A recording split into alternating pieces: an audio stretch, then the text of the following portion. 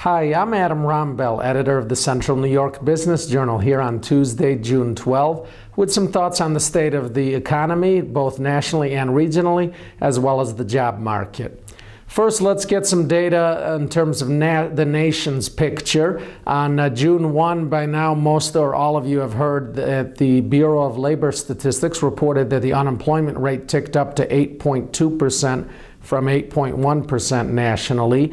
And the nation's employers added a disappointing 69,000 jobs in May, half of what had been expected by analysts. And furthermore, the Labor Department reported that the April job gains, were actually 77,000 instead of 115,000 reported. So all in all, it was a very disappointing jobs report in May. Other bad signs in the report included the number of long-term unemployed increasing and the average work week decreasing.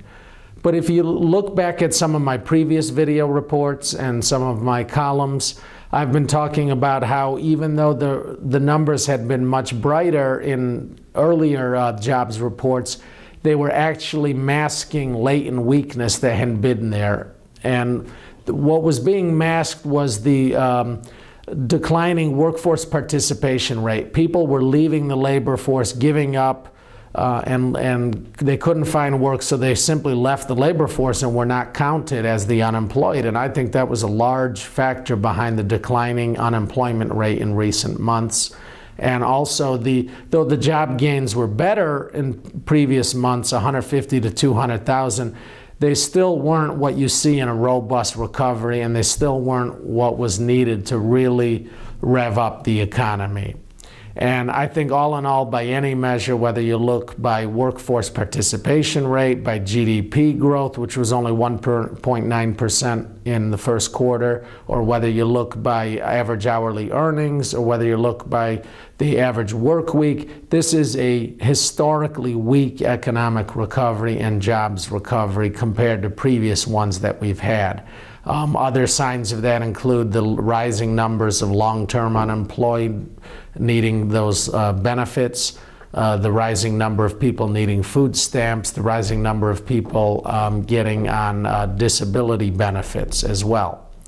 Now that's the national picture. If we look by the state and by local regions, we got some data recently from the New York State Comptroller that showed that New York had regained most of the jobs it lost in the recession. However, the jobs that were replaced were higher paying than the ones that have been produced in the recovery. Furthermore, several central New York regions had much more tepid growth. The comptroller reported that the Syracuse area only gained back half the jobs lost in the recession. The Utica-Rome area gained back about 2/3. Binghamton region produced back about 20% of the jobs lost. Meanwhile, Ithaca and Elmira have actually continued losing jobs. They haven't gained back any of the jobs lost in the recession.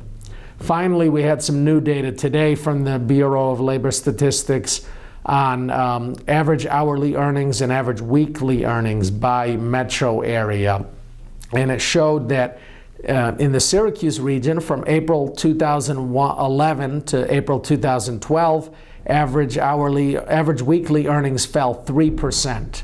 And it was the only region, Syracuse was the only metro area in New York State to show a decline in average weekly earnings in the last year.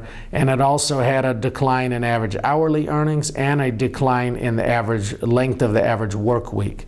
So these are clearly not strong statistics that are emblematic of a robust job market or jobs recovery. And it continues a trend that we have seen. The Syracuse area started the recovery from the recession ahead of the national picture in terms of the unemployment rate being lower here, but now things have reversed. Syracuse has a higher unemployment rate.